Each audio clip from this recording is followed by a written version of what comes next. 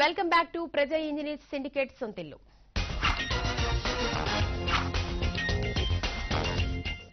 Hyderabad necklace రోడ్లోని people's ప్లాజాలో వచ్చే నెల 2, 3, 4 తేదీల్లో క్రెడై ఆధ్వర్యంలో ప్రాపర్టీ షో జరగనుంది. ఈ ప్రాపర్టీ షోకు రాష్ట్రంలోని వివిధ ప్రాంతాలకు చెందిన 150 మందికి పైగా డెవలపర్లు, మ్యానుఫ్యాక్చరింగ్ నిపుణులు, కన్సల్టెంట్లు, వెండర్లు పాల్గొననున్నారు. ఈ property షోపై CREDAI Andhra Pradesh president C Shekhar రెడ్డితో బిజినెస్ ఎడిటర్ వసంత్ కుమార్ చేసిన ప్రత్యేక ఇంటర్వ్యూ రెండో భాగాన్ని ఇప్పుడు చూద్దాం. నమస్తే. ప్రజా ఇంజనీర్స్ సిండికేట్ సొంతిల్లు కార్యక్రమంలో ప్రత్యేక చర్చకు స్వాగతం.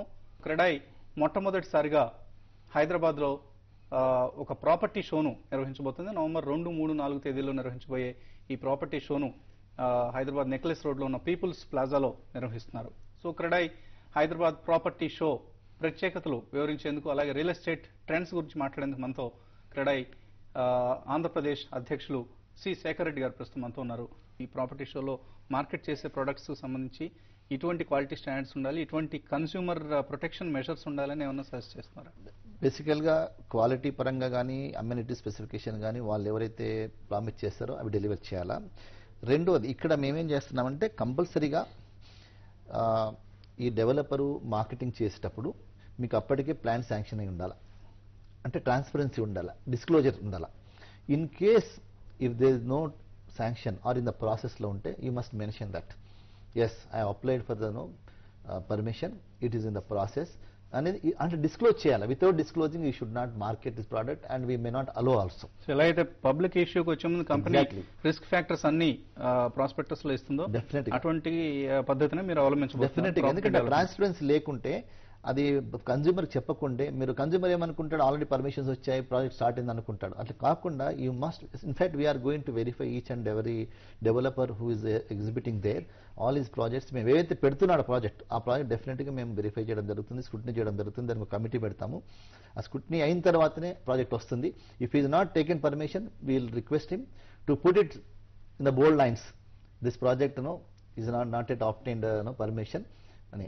ఎందుకంటే ఈ రియల్ ఎస్టేట్లో మీరు చూడండి, కొంతమంది ఇప్పుడు ఫ్రెండ్స్ ద్వారా, రిలేటివ్స్ ద్వారా బుకింగ్ చేసుకుంటారు ఇందులో, ఎందుకంటే ఇంట్రెస్ట్ బర్డన్ తగ్గించుకోవడానికి. బట్ మేమన్నా చేసుకున్నప్పటికీ కూడా మీకు క్లారిటీ ఉండాలి, ట్రాన్స్పరెన్సీ ఉండాలి.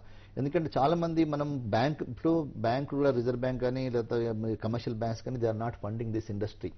So most of the funds comes from the friends and relatives. So they can customers. So కాబట్టి వాళ్ళకు ఆపర్చునిటీ ఇవ్వాలి మనము, కాకపోతే డిస్క్లోజర్ చేయాలి. అలాగే ఎకానమీ కొంత రివైవ్ అయ్యే దిశగా ప్రభుత్వం చర్యలు తీసుకుంటుంది, రకరకాల సంస్కరణలను అమలు చేస్తోంది. సో అలాగే అర్బనైజేషన్ పెరుగుతోంది, వడ్డీ రేట్లు తగ్గుముఖం పట్టే సూచనలు కనిపిస్తున్నాయి. ఇవన్నీ రియల్ ఎస్టేట్ రంగానికి సంబంధించి పాజిటివ్ డెవలప్మెంట్, సానుకూల అంశాలు. రాబోయే రోజుల్లో రియల్ ఎస్టేట్ ధరలు పెరిగే అవకాశం ఉంది.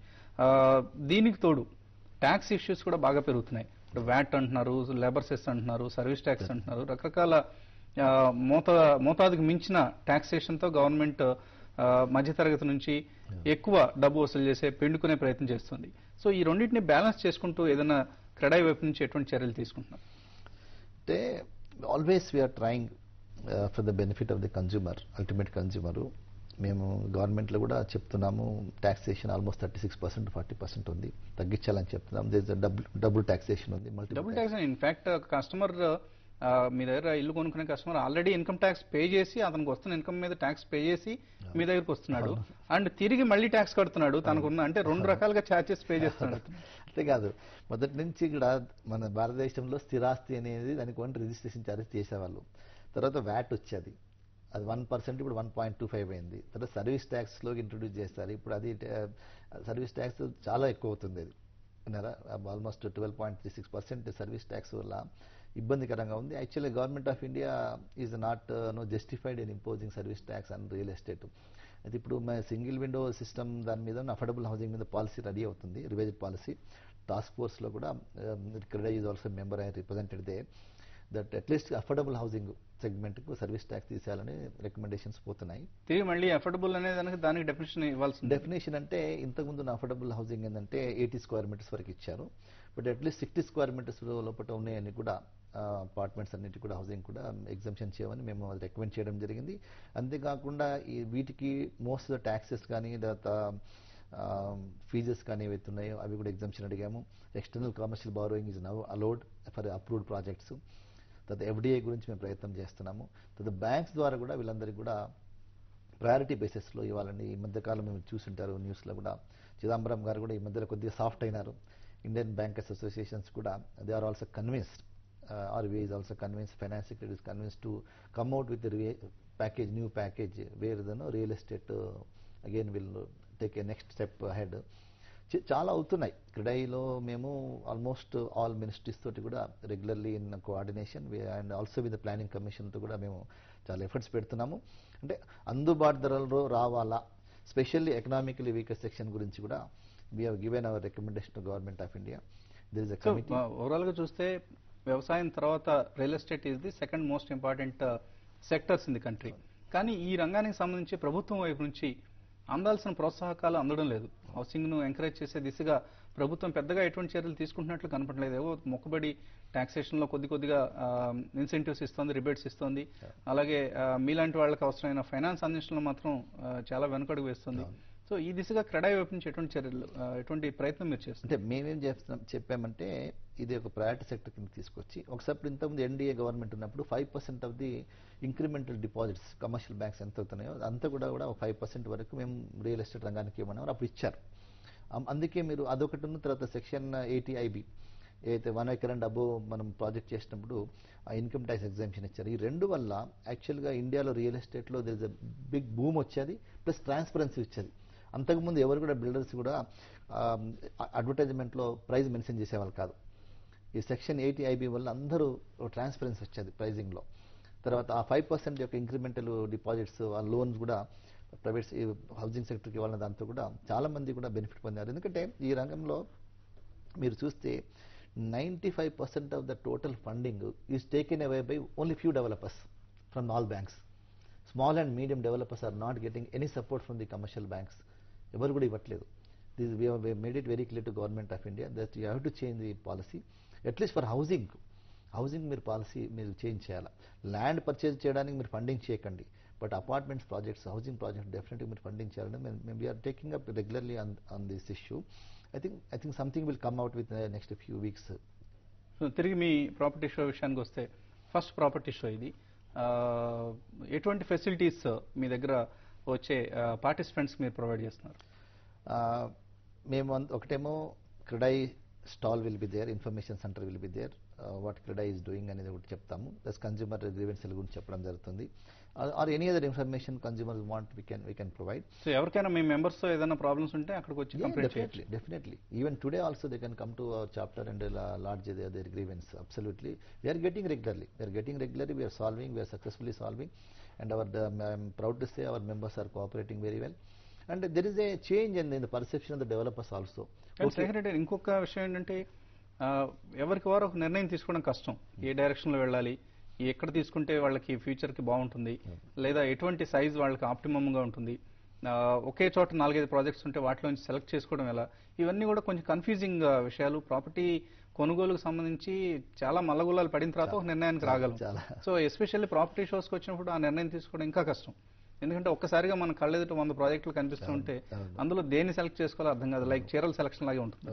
సో ఎటువంటి గైడెన్స్ క్రెడై ఇవ్వబోతుంది? అంటే దీంట్లో ఒకటండి, ఇది చాలా వరకు పర్సనల్ యొక్క వాళ్ళకంటే వాళ్ళ వర్క్ ప్లేస్ ఎక్కడ ఉంది బేసికల్గా, ఆరు వాళ్ళు ఏం చేస్తారంటే వాళ్ళ క్లోజ్ ఫ్రెండ్స్ రిలేటివ్స్ ఎక్కడ ఉన్నారు, ముందు నుంచి ఎక్కడ ఉంటున్నారు వాళ్ళు, ఆ యొక్క ఇన్ఫ్లుయెన్స్ ఉంటుంది వాళ్ళ మీద, ఆ డైరెక్షన్లో ఇన్ఫ్లుయెన్స్ ఉంటుంది. ఇప్పుడు నాలంటూ నడితే నేనే చెప్తాను పలానా డైరెక్షన్లో ఫ్యూచర్ చాలా ఇప్పుడు తక్కువ రేటు దొరుకుతున్నాయి అక్కడ కొనుక్కోమని చెప్తాను. They may not like this idea. I'm telling మీరు కమర్షియల్ గా ఏది బెనిఫిషియల్ అన్న విషయం, ఫ్యూచర్ లో మీ ఒక ఇన్వెస్ట్మెంట్స్ డబుల్ అవుతుంది, ట్రిపుల్ అవుతుంది for the next 8 years 10 years లో నా ఆ దృక్పథంలో చెప్తాను. కానీ వాళ్ళు ఏమంటారు అట్లా కాదు, మాకు కన్వీనియన్స్ మా వర్క్ ప్లేస్ దగ్గర అవుతుంది, మా పిల్లల స్కూల్స్ దగ్గర ఉన్నాయి, మంచి స్కూల్స్ ఉన్నాయి. ఇది personal choice, purely personal choice. But any asset when the pricing is within the reach of the local buyers, అంటే fortunately we are in that stage. Other స్టేట్స్తో కంపేర్ చేసి ఇప్పుడు చెన్నైతో కంపేర్ చేసి ఆఫ్ ద ప్రైజ్లో ఉన్నాం. సో ఎక్కడ తీసుకున్నా నష్టం లేదండి. I can say the statement today. ఎందుకంటే భూమి టైంలో నేను ఆ మాట అనలేదు, కానీ ఈ రోజు మాత్రం చెప్తున్నా, వాడు ఏ ఏరియా వాళ్ళకి నచ్చిందో తీసుకున్నా మీరు 8 yearsలో డెఫినెట్గా ఒక 150-200% పెరిగే అవకాశం మినిమం ఉంది హైదరాబాద్లో. అలాగే హైదరాబాద్లోనే తీసుకోవాలా, లేదా ఇతర మీకు 16 చాప్టర్స్ ఉన్నాయి, కరీంనగర్ కావచ్చు, వరంగల్ కావచ్చు, లేదా గుంటూరు, రాజమండ్రి, ఎక్కడ తీసుకుంటే ఎక్కువ గ్రోత్ ఉండే నేను ఆశ్చర్యకరమైన విషయం ఏంటంటే లాస్ట్ 2-3 yearsలో హైదరాబాద్కును వేరే డిస్ట్రిక్ట్ ప్లేసెస్కు పర్టికులర్గా ప్రైమ్ లొకేషన్స్లో ప్రైస్ వైజ్ పెద్ద డిఫరెన్స్ లేదు. ఇన్ఫాక్ట్ ఊళ్ళల్లో ఎక్కువగా కనిపిస్తుంది ధరలు చూస్తే. కొన్ని మనకి ఎక్కడికంటే కూడా స్క్వేర్ ఫీట్ కావచ్చు, స్క్వేర్ యార్డ్ కావచ్చు, ధర అక్కడ ఎక్కువగా ఉంటుంది. లేదు, అది ఆల్మోస్ట్ ఆ కరెక్షన్ అయిపోయింది. ఒక లాస్ట్ 2-3 decadesలో ఆ డిఫరెన్స్ ఉండే, ప్రైస్ వేరియేషన్ ఉండే. ఈ 3 సంవత్సరాల్లో ఆ ప్రైస్ వేరియేషన్ అయిపోయింది. ఇప్పుడు మీకు హైదరాబాద్ సరౌండింగ్లో 17-18 రూపాయలకు స్క్వేర్ ఫీట్ దొరుకుతుంది. డిస్టిక్లో కొన్ని ప్రైమ్ లొకేషన్స్లో ఇప్పుడు విశాఖపట్నం ఉంది, 3,500-4,000 రూపాయలు అయిపోయింది. మీకు 3,000 అయిపోయింది. అట్లనే మేజర్ టౌన్స్లో 2,000 పైన అబవ్ ఉంది, ఎక్కడ తక్కువ లేదు. హైదరాబాద్ ఒక విధంగా చెప్పాలంటే సరౌండింగ్లో రీచబుల్ రేట్ ఉన్నాయి, వేరే పట్టణాలు కూడా ఉన్నాయి. But Hyderabad comparable with other districts కాబట్టి ఇట్స్ పర్సనల్ చాయిస్, ఎక్కడైనా కొనుక్కోవచ్చు. ఇంతకుముందున్న అది లేదు, కాకపోతే చిన్న టౌన్లలో ఇంకా ఫర్దర్ గ్రోత్ రావడానికి చాలా అవకాశం ఉంది మన దగ్గర. సో చిన్న పట్టణాల్లో మీరు సజెస్ట్ చేస్తారు. అలాగే రాబోయే రోజుల్లో ఎక్కడెక్కడ క్రెడై ప్రాపర్టీ షోస్ రాబోతున్నాయి, అంటే డిస్ట్రిక్ట్స్ కూడా వీటిని తీసుకెళ్తున్నారా? మేము ఇది ఫస్ట్ ఎక్స్పెరిమెంట్ చేస్తున్నాము. మోస్ట్ ప్రాబ్లీ మీ యొక్క ఈ timing between Dasara and Deepavali మంచి ఆస్పియస్ టైంలో పెట్టాము. రెండోది ఒకటే కార్నర్కి పెట్టకుండా సిటీ సెంటర్లో పెట్టాం కాబట్టి అన్ని కార్నర్స్ నుంచి కూడా వచ్చే అవకాశం ఉంది. మంచి ఫుట్ ఫాల్స్ వస్తాయని మేము ఎక్స్పెక్ట్ చేస్తున్నాము. అంతే ఒక టూరిజం స్పాట్ కూడా కాబట్టి వాటర్ బాడీ ఇదంతా కూడా ఉంది. మేము కూడా ఒక ఆలోచన కూడా చేస్తున్నాము, can we come down with a very బ్యూటిఫుల్లోనో ఒక మంచి ఫుడ్ ఫెస్టివల్ కూడా అక్కడ చేద్దామన్నట్టు ఆలోచనలో ఉన్నాము. So that will also attract more people. Property festival తో పాటు ఫుడ్ ఫెస్టివల్ కూడా చేస్తే బాగుంటుందని, ఎందుకంటే ఫెస్టివ్ మూడ్లో ఉన్నారు అందరూ. సెకండ్ థింగ్ ఏంటంటే ఇది ఎక్స్పెరిమెంట్ చేసిన తర్వాత నెక్స్ట్ ఎవ్రీ మంత్ ఒక డిస్ట్రిక్ట్లో చేద్దాం అనుకుంటున్నాం. We'll go to every district throughout the year, అంటే ఎవ్రీ మంత్ ఒక దగ్గర ఉంటుంది. అంటే ఇది ఒకటేంటంటే మనం ఈ విధంగా చేయడం వల్ల ఏంటంటే మనం కన్జ్యూమర్ యొక్క కూడా అవేర్నెస్ తీసుకురాగలుగుతాం. కన్జ్యూమర్ డోర్ స్టెప్ దగ్గర పోతున్నాం, మన ఆఫీస్లో ఉండకుండా. ఇది డెఫినెట్గా మా బిల్డర్స్ అవేర్నెస్, వాళ్ళ ఇబ్బందులు, ఈ కన్జ్యూమర్ గ్రీవెన్స్ సెల్ కూడా పాపులరైజ్ చేయడానికి అవకాశం ఉంటుంది. డెఫినెట్గా ఒక క్రెడై అనేది రాబో కాలంలో ఒక హౌస్ హోల్డ్ నేమ్ అయిపోయింది, ఒక ఐఎస్ఐ బ్రాండ్ లాగా. ఎస్, మనం క్రెడై సభ్యుని దగ్గర కొనుక్కుంటే we will have a peace of mind. అంటే మనం పెద్ద వరి కావాల్సిన అవసరం లేదు. ఒక పెద్ద దిక్కు ఉంది, మనకు ఒక బ్యాక్ బోన్ ఉన్నారు. దే విల్ కమ్ ఏదో టైం ఏమైనా రిస్క్ ఉంటే వాళ్ళు మన ముందుకు వచ్చి హెల్ప్ చేసే ఒక అవకాశం ఉంది అనేది డెఫినెట్గా ఇంతవరకు నేను మన అందరు ప్రాస్పెక్టివ్ పర్చేస్ నేను చెప్పగలుగుతాను.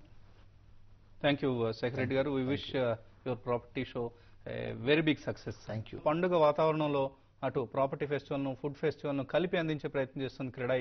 తన మొట్టమొదటి ప్రాపర్టీ షోను సక్సెస్ఫుల్గా నిర్వహించే ప్రయత్నం చేస్తానంటుంది. సో తప్పకుండా సందర్శించండి CREDAI property show on November 2nd, 3rd and 4th at People's Plaza, Necklace Road. ఇవి ఈ వారం ప్రజా ఇంజనీర్స్ సిండికేట్ సొంతిల్లు కార్యక్రమ విశేషాలు.